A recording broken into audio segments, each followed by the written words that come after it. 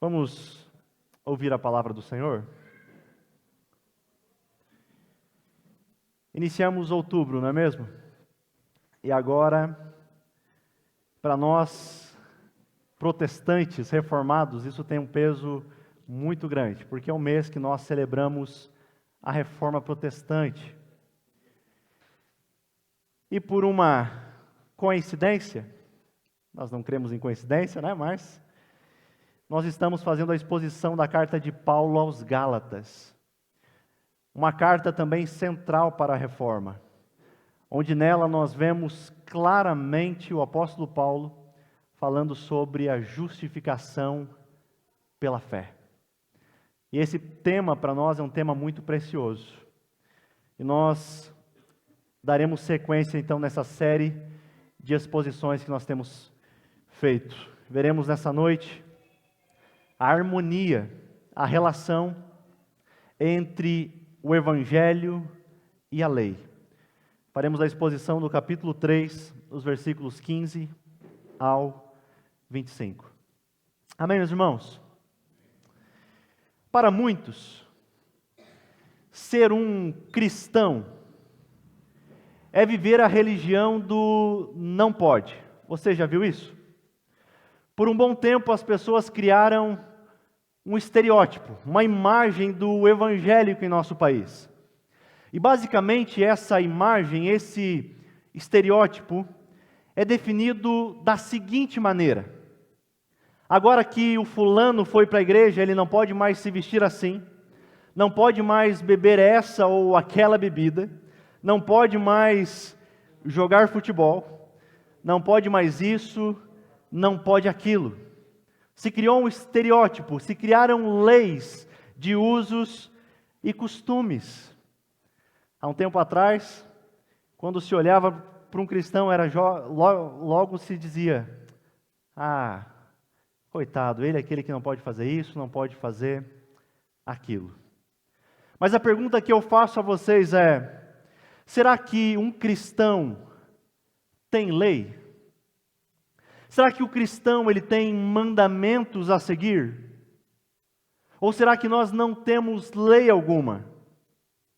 Como é que nós harmonizamos a lei de Deus e o Evangelho? Será que esse estereótipo que eu citei representa a lei de Deus? Como é que a lei de Deus funciona dentro do plano de salvação? É sobre essa relação entre lei e evangelho que Paulo vai tratar no capítulo 3, a partir do versículo de número 15. Portanto, eu lhe convido a você abrir a sua Bíblia, permanecer com ela aberta, para nós fazermos a leitura do texto sagrado. Vamos ver o que o apóstolo Paulo quer falar conosco através desse texto, o que Deus quer falar conosco através desse texto. Gálatas 3, versículos 15 até o versículo de número 25.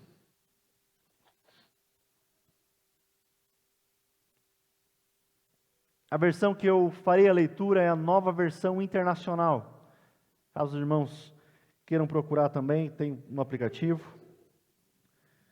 Assim está escrito: irmãos, humanamente falando, ninguém pode anular um testamento depois de ratificado, nem acrescentar-lhe algo.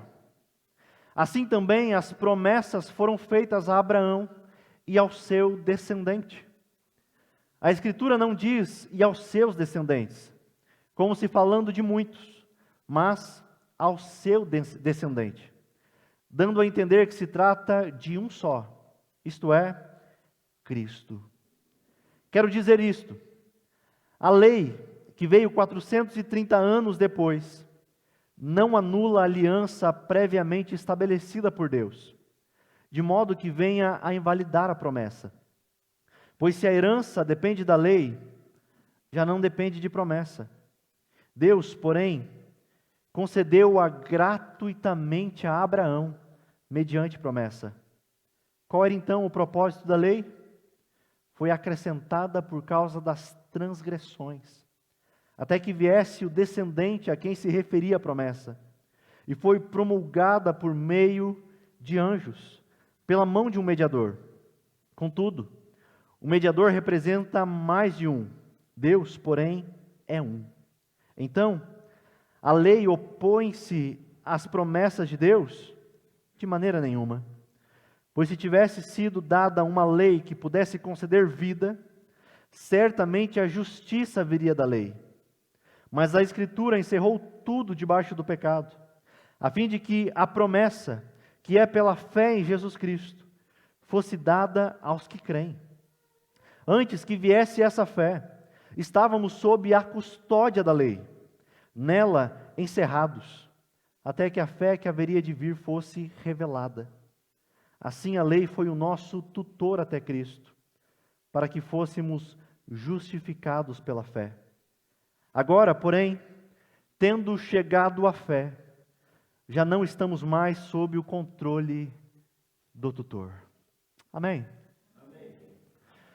Meus irmãos, a carta de Paulo aos Gálatas, nós encontramos nela pelo menos 3 divisões: uma biográfica, uma doutrinária e uma ética ou prática. Nós vimos no capítulo 1 e 2 a seção biográfica da carta, onde o apóstolo Paulo ele faz questão de defender o seu apostolado, e ele defende o evangelho a partir da sua experiência espiritual. A partir do capítulo 3, nós entramos então na seção doutrinária da carta, aquilo que é chamada da seção mais teológica. E aqui o apóstolo Paulo ele dá uma ênfase na justificação pela fé, a fim de mostrar aos Gálatas, a fim de exaltar aos Gálatas o poder do evangelho, pois eles estavam sendo enfeitiçados pelos falsos mestres. Vocês lembram? Paulo chama eles diz a eles de insensatos. Quem os enfeitiçou vocês? Eles ouviram o evangelho da graça de Jesus, de que a salvação é somente pela fé, mas acontece que com o passar do tempo eles passaram a ouvir os falsos mestres, os judaizantes, que diziam: olha, a fé ela é importante sim, mas agora que você entrou, você precisa de Cristo mais alguma coisa. Para você manter a sua salvação, você precisa o quê? Dar o seu jeitinho também. Você precisa ser um participante. Você precisa contribuir para a sua salvação. E o apóstolo Paulo estava dizendo: ei, Gálatas, deixem de ser insensatos. Vocês ouviram o evangelho, vocês viviam a religião pagã. Vocês eram escravos, viviam a libertinagem. E agora que vocês conheceram o evangelho, Deus fez vocês livres. Acontece que vocês estão dando ouvido a esses falsos mestres, e vocês agora estão indo para um outro extremo. Vocês não estão indo mais para o extremo da libertinagem, mas agora vocês estão indo para o extremo do legalismo, da religiosidade. Cristo e mais alguma coisa. Vocês lembram? Que o apóstolo Paulo faz perguntas a eles, como por exemplo: Gálatas, foi pela prática da lei que vocês receberam o Espírito? Ou será que foi pela fé naquilo que vocês ouviram? Depois dessas perguntas, o apóstolo Paulo traz um exemplo de um patriarca. Vocês lembram quem? Abraão. E na semana passada nós falamos sobre os filhos de Abraão. Eu sou um deles. Você também? Amém? Nós vimos que os verdadeiros filhos de Abraão não são aqueles que têm o sangue judeu correndo em suas veias, mas os que têm a fé depositada em seu coração. É esses que são os verdadeiros filhos de Abraão. Meu irmão, se você depositou a sua fé, a sua confiança no Cristo que está vivo, então você é um dos filhos de Abraão. Todos os que creem em Cristo, estes são os filhos de Abraão. E nós assim cremos, porque o próprio Cristo se fez maldição em nosso lugar. Nós vimos, semana passada, o que Paulo estava expondo era que Abraão, ele não foi justificado pelas suas obras.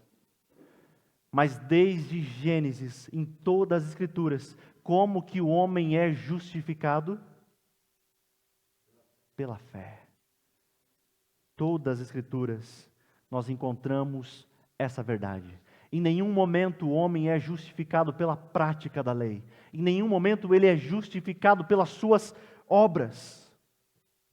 Lembrando que desde a primeira mensagem, a primeira pregação da série, o tema central que tem passado, que passa por Gálatas, é que eu e você não podemos ser aceitos por Deus mediante a qualquer mérito pessoal. Nós não podemos ser aceitos por Deus com base no nosso desempenho, na nossa performance. A única maneira de sermos aprovados, aceitos por Deus, não é por conta daquilo que nós fazemos, mas sim por conta daquilo que Cristo fez. A mensagem de Gálatas simplesmente nos mostra a graça de Deus. A única maneira de sermos plenamente aceitos por Ele. Que tema maravilhoso. Mas há uma questão agora que o apóstolo Paulo vai tratar. Porque ele sabe que aqueles irmãos, ao ouvirem essa primeira parte do capítulo 3, eles vão ter alguns questionamentos. E você que tem acompanhado todas as mensagens, pode ser que tenha os mesmos questionamentos. Já que fomos justificados somente pela fé em Cristo e não pela prática da lei, para que a lei? Não é mesmo? Já passou isso na sua mente? Você já se perguntou isso? Será que agora então que nós fomos justificados, aceitos por Deus exclusivamente pela fé, para que lei? Será que a lei ela tem um propósito para existir? Paulo sabe que esse vai ser o questionamento daqueles irmãos. E ele vai harmonizar lei e evangelho. E aqui nesse texto ele está fazendo exatamente isso. E ele utiliza cerca de 3 figuras para falar dessa harmonia de lei e evangelho. A primeira figura que Paulo utiliza é a figura da aliança, que nós vemos do versículo 15 ao versículo 18. Nessa primeira, se o Ricardo quiser passar ali e deixar o texto, versículos 15 ao 18, nessa primeira figura, Paulo quer chamar a atenção inicialmente para o que a lei não faz. Primeiramente, a lei não pode fazer isso. A lei de Deus não existe para nos dar salvação. A lei não pode salvar o homem. Não garante salvação a ninguém. E ele começa o versículo 15 dizendo: irmãos, humanamente falando, ou seja, a partir da vida cotidiana, agora ele quer dar um exemplo. Meus irmãos, ninguém pode anular um testamento depois de ratificado, nem acrescentar-lhe algo. O que será que Paulo estaria pensando quando ele utiliza essa expressão de testamento ou aliança? O que será que Paulo tem em mente aqui? Teólogos dizem que pode ser que ele tenha em mente 2 leis existentes no seu tempo. A primeira delas era uma lei romana, que determinava que quando alguém fizesse um testamento, ninguém mais poderia fazer modificações nesse testamento, a não ser a própria pessoa que havia escrito.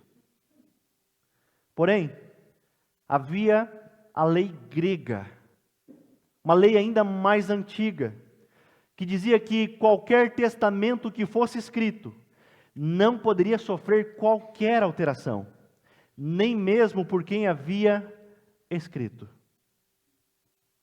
Apesar de nós não sabermos qual lei o apóstolo Paulo está se referindo, se era a lei romana ou a grega, o que fica muito claro aqui é que Paulo está dando um exemplo do dia a dia, um exemplo da vida cotidiana, dizendo, olha, nem mesmo no ambiente humano, nem mesmo na vida diária, pactos, alianças, testamentos não podem ser mudados.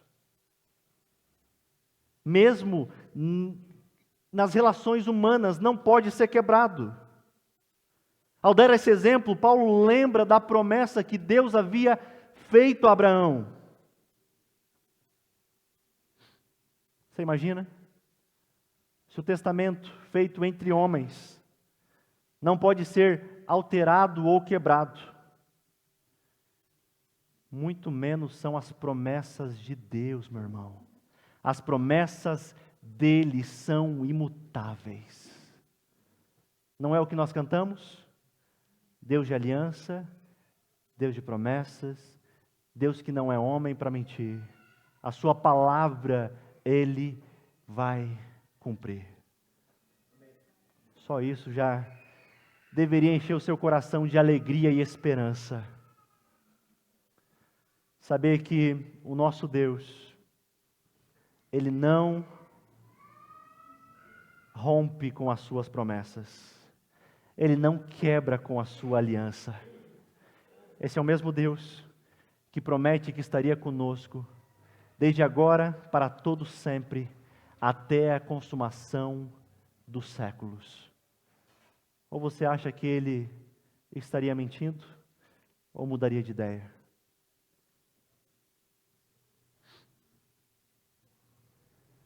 Meus irmãos, eu citei domingo passado, eu quero citar novamente, para entendermos o que o apóstolo Paulo está se referindo. Nesse texto, quando o apóstolo Paulo fala sobre a aliança de Deus feita com Abraão, o que ele tem em mente é Gênesis 15, é o capítulo 15 de Gênesis. Nós vimos que naqueles dias, os acordos não eram baseados em uma espécie de aperto de mão, e não havia cartório na época. Então, como se deu essa aliança? Vocês lembram? Os irmãos que estavam aqui domingo passado? Abraão partiu alguns animais ao meio e os colocou numa espécie de rua. E os envolvidos nessa aliança deveriam passar pelo meio, sinalizando que se uma das partes não cumprissem o seu acordo na aliança, eles também deveriam ser partidos ao meio. Quem dera, né? Mas como vimos, o que é interessante, você pode conferir isso depois em Gênesis 15, é que só Deus passou entre os animais. Abraão nunca passou no meio dos animais, muito pelo contrário, ele pegou no sono, e quando ele acordou, ele vê um objeto pegando fogo, e passando entre os animais. E a conclusão é, Deus fez uma aliança com Abraão. O que isso significa? Deus é quem tomou a iniciativa e se aliançou a Abraão, fazendo promessas e prometendo cumpri-las.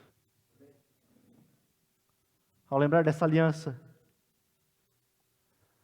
Paulo está mostrando que aquilo que Deus prometeu para Abraão permaneceria em vigor para sempre.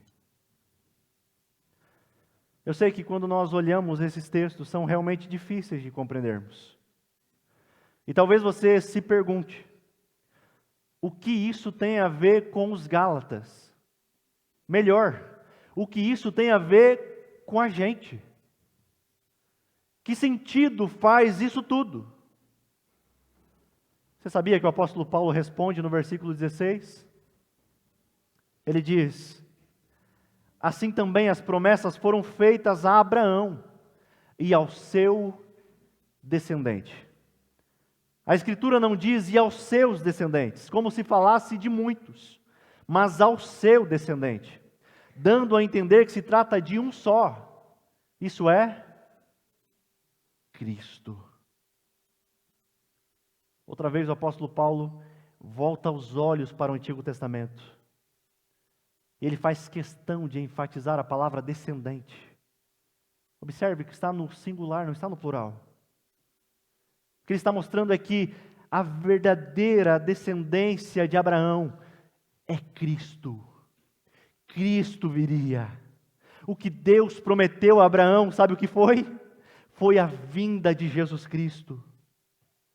Pois é só por meio dele, por meio somente de Cristo, é que a promessa que Deus havia feito poderia se cumprir, de que todas as nações da terra seriam abençoadas. É por causa de Cristo que nós estamos aqui. Porque Deus cumpre as suas promessas. Deus prometeu a Abraão. Hoje eu e você desfrutamos aqui. Em seguida, o apóstolo Paulo ele faz questão de lembrar que a promessa ela veio muito tempo antes da lei. Versículos 17 e 18. O apóstolo Paulo diz: quero dizer isso. A lei, que veio 430 anos depois, não anula a aliança previamente estabelecida por Deus, de modo que venha a invalidar a promessa. Pois se a herança depende da lei, já não depende de promessa. Deus, porém, concedeu-a gratuitamente a Abraão, mediante promessa. Os judaizantes estavam dizendo: não, esquece aquilo que foi feito a Abraão. Agora nós recebemos a lei. E por isso, se nós queremos ser aceitos, se nós queremos ser justificados, nós precisamos guardar a lei. Não é mais pela fé. Mas o que o apóstolo Paulo está mostrando é que muitos anos antes de Deus dar a lei a Moisés, Deus havia feito uma promessa a Abraão. E o que isso significa? Isso significa que a lei não pode anular a aliança que Deus havia feito. Desde o início, a salvação sempre foi pela fé. Os judaizantes estavam dizendo que não, que era por meio da lei. Mas se a lei de Moisés veio como forma de salvação, significa que Deus mudou de ideia. Significa que Deus erra. Significa que Deus quebrou a aliança que havia feito. Meus irmãos, não é esse o Deus que nós encontramos nas Escrituras. Muito menos o Deus que nós cremos. Nós cremos em um Deus que é soberano. Um Deus que não erra. Um Deus que cumpre as suas promessas. Um Deus que cumpre a sua aliança. Eu sei que nós quebramos muitas vezes a aliança com Deus, não é mesmo? Nós falhamos, fracassamos. Mas que sirva de consolo para o seu coração. A lei, a aliança de Deus, não pode falhar. Ele não quebra a sua aliança. Se fosse dessa maneira, como os judaizantes estão dizendo, a lei invalidaria a promessa. É interessante que Paulo, ele é faca na bota, né? Com ele não tem meio termo. Ou a salvação é pela graça, ou a salvação é pelas obras. Ou vem conforme a promessa, ou por causa do desempenho. Meus irmãos, acreditar que o ser humano pode ser salvo por causa das obras, por causa do desempenho, é loucura. Porque aqui Paulo está mostrando, a lei não pode salvar. A lei é incapaz de salvar o homem. Só há um que pode salvar. Meus irmãos, uma aplicação a esses versículos. Nós iniciamos a vida cristã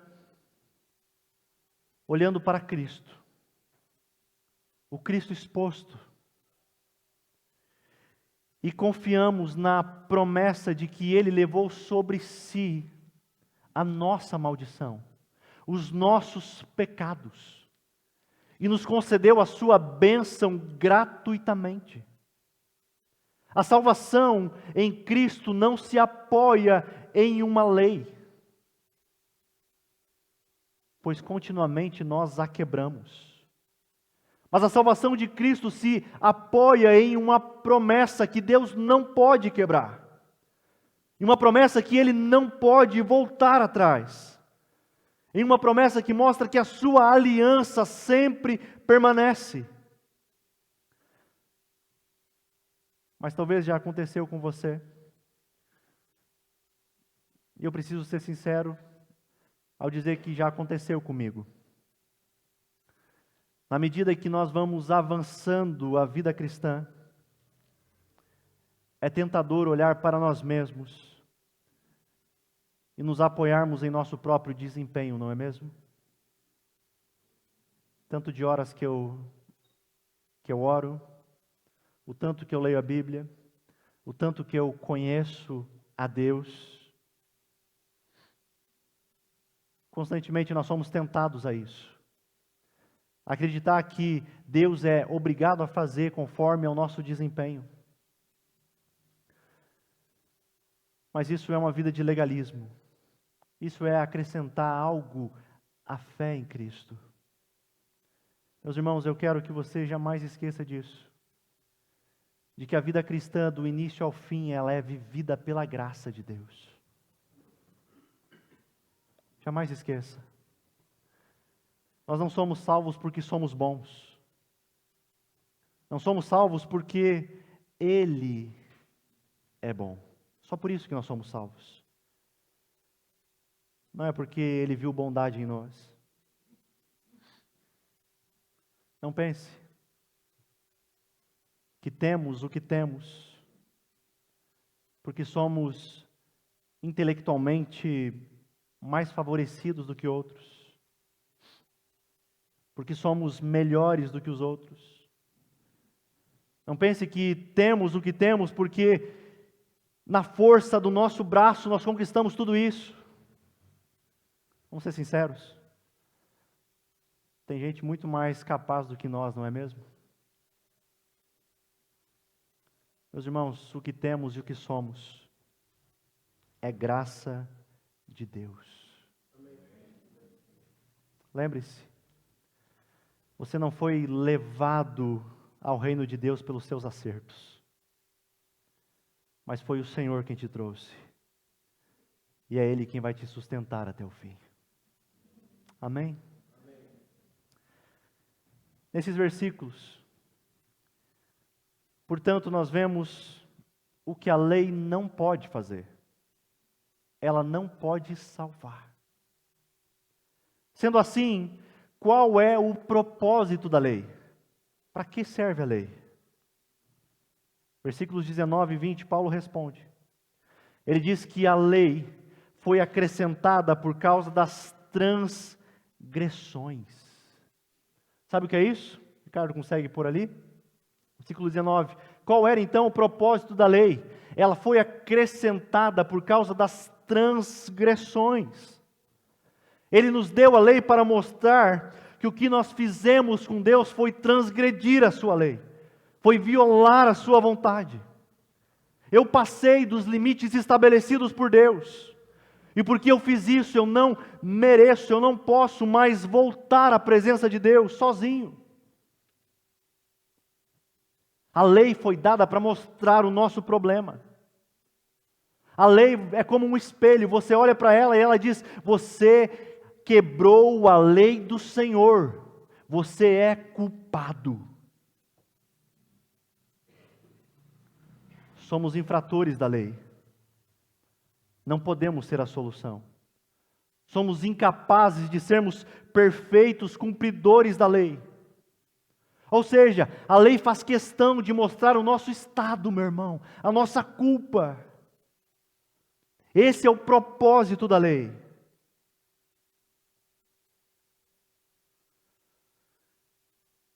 Essas são as más notícias do Evangelho. Mas há sempre as boas notícias, não é mesmo? Que esperança teríamos?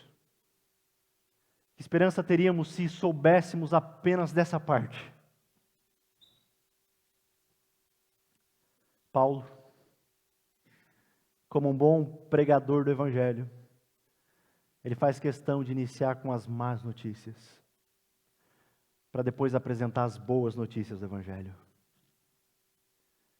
Imediatamente depois de Paulo dizer que a lei foi acrescentada por causa das transgressões, a parte B do versículo 19 diz: até que viesse o descendente, Jesus Cristo, a quem se referia a promessa. Sabe o que é isso? A lei aprisiona, a lei condena, a lei mostra quem somos. A lei, ela não pode conceder vida, ela não pode regenerar o pecador, ela não pode transformar o coração do pecador. A lei não pode ressuscitar o morto. Ela pode apenas constatar o óbito do pecador, constatar a condição espiritual do homem. É isso que a lei mostra, que todo homem está morto em seus delitos e pecados, e não há nada que ele possa fazer, até que o Filho de Deus chegue para o libertar, para libertar os pecadores, até que o bom médico chegue para salvar os doentes. Esse é o propósito da lei. E após Paulo falar desse propósito, ele apresenta a segunda figura para fazer essa harmonização, para explicar a relação entre lei e o Evangelho.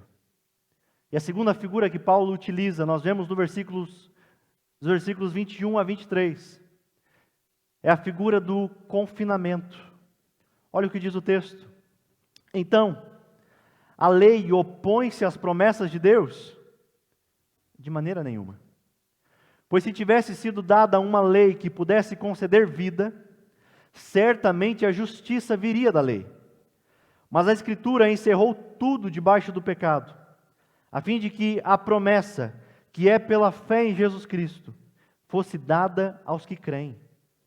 Antes que viesse essa fé, estávamos sob a custódia da lei, nela encerrados, até que a fé que haveria de vir fosse revelada.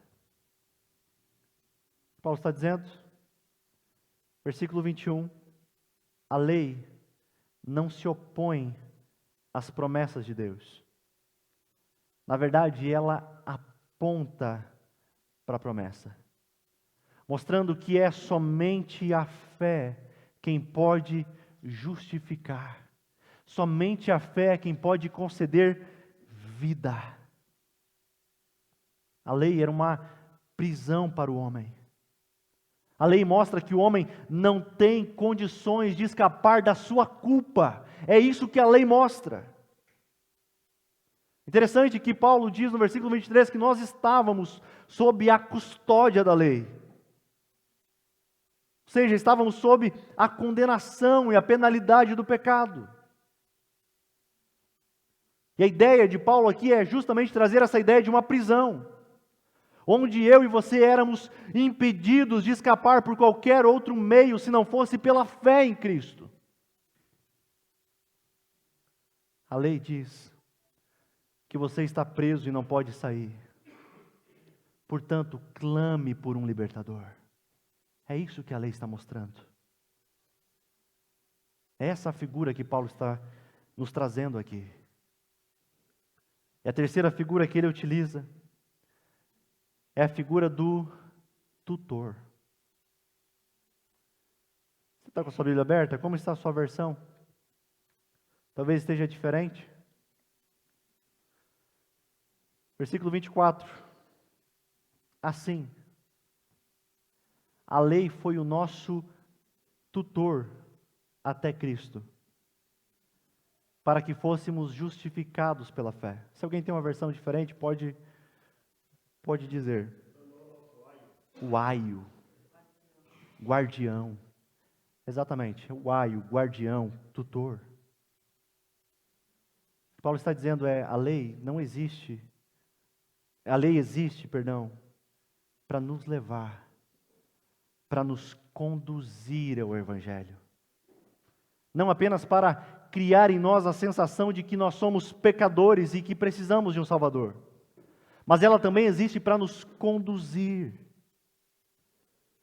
E nesses versículos ele fala dessa funcionalidade da lei. É interessante que a palavra que Paulo utiliza aqui para tutor, para aio, para guardião, é a palavra paidagogos no grego, de onde vem a nossa palavra pedagogo. Mas na época, essa palavra tinha um sentido um pouco diferente. Não tinha o sentido de professor ou mestre. Naquele tempo, tinha a função de alguém guiar ou supervisionar a criança em todos os seus atos.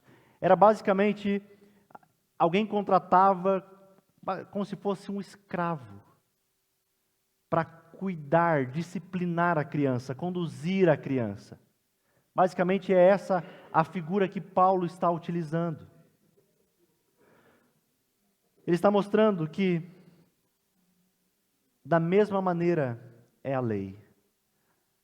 Assim como o tutor pega a criança pela mão e a conduz ao crescimento, a lei vem e pega na nossa mão e nos conduz a Cristo.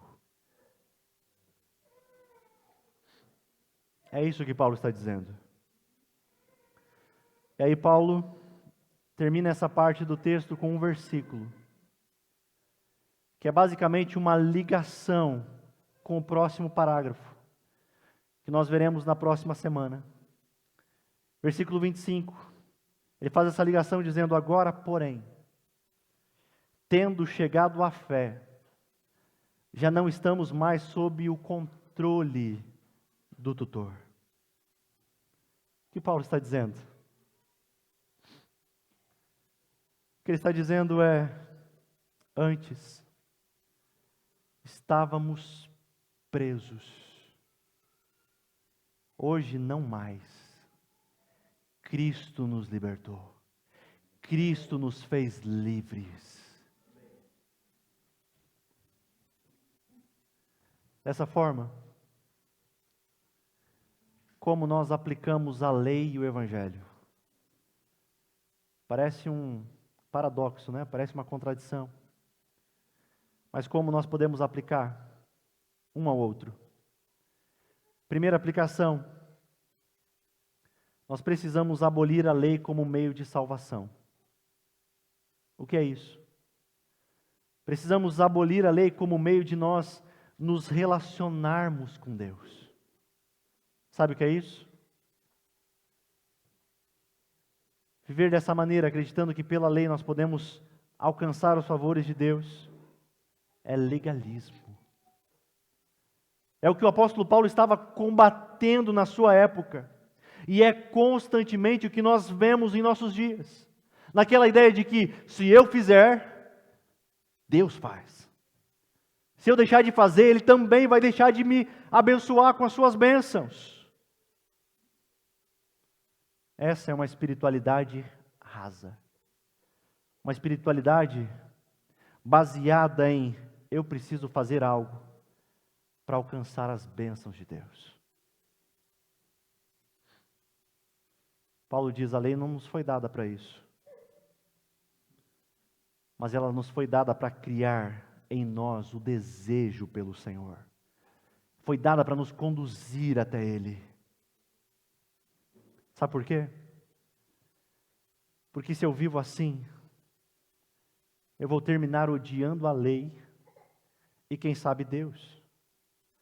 Porque se eu utilizo a lei como maneiras, como meios para conquistar as coisas de Deus, se eu uso a minha religiosidade, o que eu faço para ter as coisas, em algum momento eu vou quebrar isso. Em algum momento eu não vou conseguir cumprir a lei. Portanto, isso vai gerar em mim o quê? Uma insatisfação. Isso vai gerar em mim frustração. Portanto, meu irmão, qualquer tentativa de basear um relacionamento com Deus na base da barganha, da troca, talvez revele que o seu coração não ama de fato a Deus. Ama apenas as bênçãos que Ele pode dar.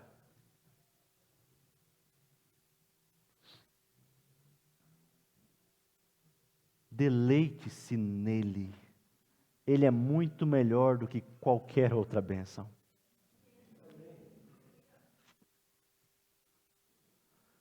Mas, meus irmãos,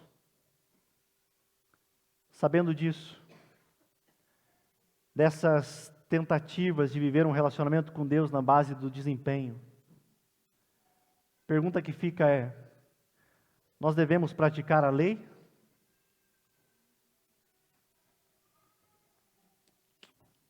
A resposta é sim. Que parece o grande paradoxo, né?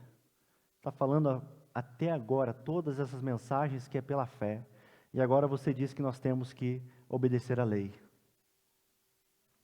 Que contradição.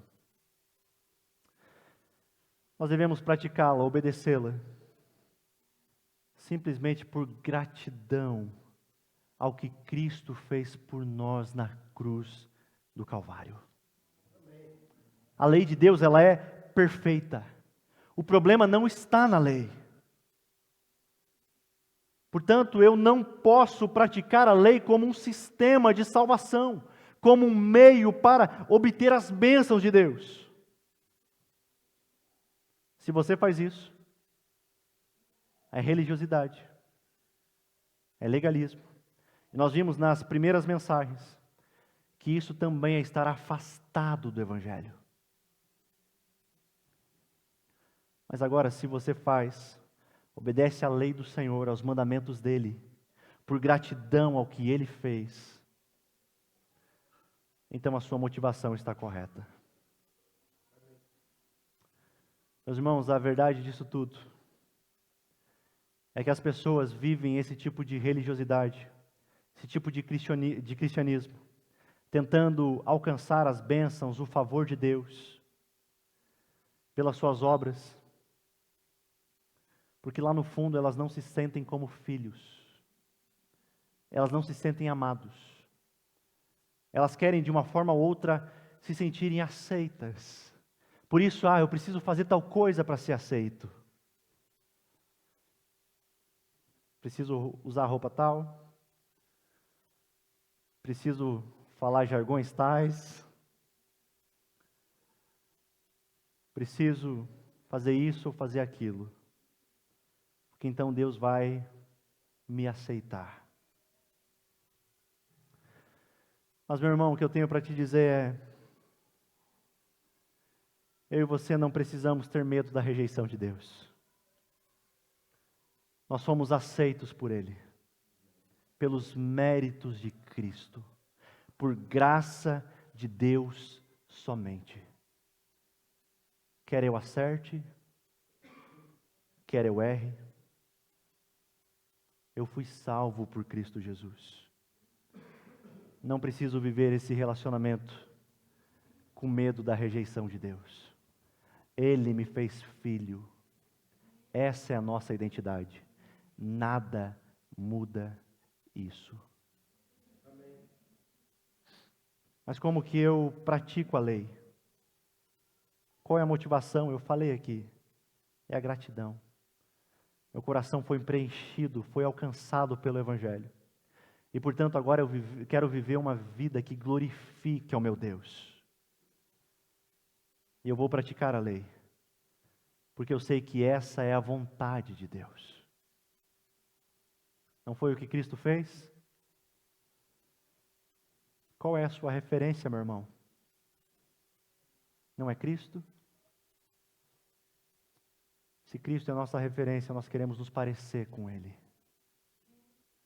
em obediência, queremos ser gratos a Ele pelo que Ele fez. E como escreveu Keller, ele diz: se eu entendi o Evangelho, eu vou desejar ser como Cristo é. Seguir a Ele e ser igual a Ele é seguir os seus mandamentos. Mas, meus irmãos, eu não vou segui-lo para ter, ou com medo de não ter. Eu já tenho absolutamente tudo que o Senhor desejou ao entregar o seu Filho na cruz do Calvário. Por isso que nós fazemos, por isso o que nós celebramos aos domingos, durante a semana, não pode ser um peso para você. Mas faça isso sempre com gratidão, lembrando de onde Deus te tirou, o que Ele fez por você e da sua identidade em Cristo. Você foi feito filho. Finalizando, gostaria de encerrar com uma história. Um jovem na universidade, sabendo que o seu professor era um cristão, ele se aproxima até o professor e diz: olha, professor, eu me sinto o pior homem do mundo. Eu me sinto um escravo do pecado. O professor olha para ele e diz: de fato, você é um escravo do pecado. E só Cristo pode libertar o seu coração da escravidão do pecado. Só Cristo pode oferecer ao seu coração verdadeira liberdade e alegria. E o jovem diz ao professor: olha, eu quero muito ser liberto por Cristo, mas tem um problema. Eu não consigo ser como o Senhor. O professor, ouvindo isso, ele diz: nem eu consigo ser o cristão que eu desejava ser. E aqui está a glória do Evangelho. Deus me ama, simplesmente porque Ele me ama. E não porque eu sou coisa alguma. Ele me ama porque prometeu me amar, não porque eu obedeci. Muito pelo contrário, eu quebrei a lei dele. Ele me ama sabendo dos meus fracassos e acertos. A lei nos mostra exatamente como somos. E assim, ela nos chama para vermos Cristo como de fato Ele é, o nosso Salvador. Você se alegra com isso? Uma pergunta para você refletir com aquilo que você ouviu essa noite. Por que você obedece à lei de Deus? Já aconteceu de você obedecer à lei de Deus pelos motivos errados? Que você reflita nessa noite ou ao longo dessa semana nessas perguntas. Mas não esquecendo que você foi aceito somente pela fé.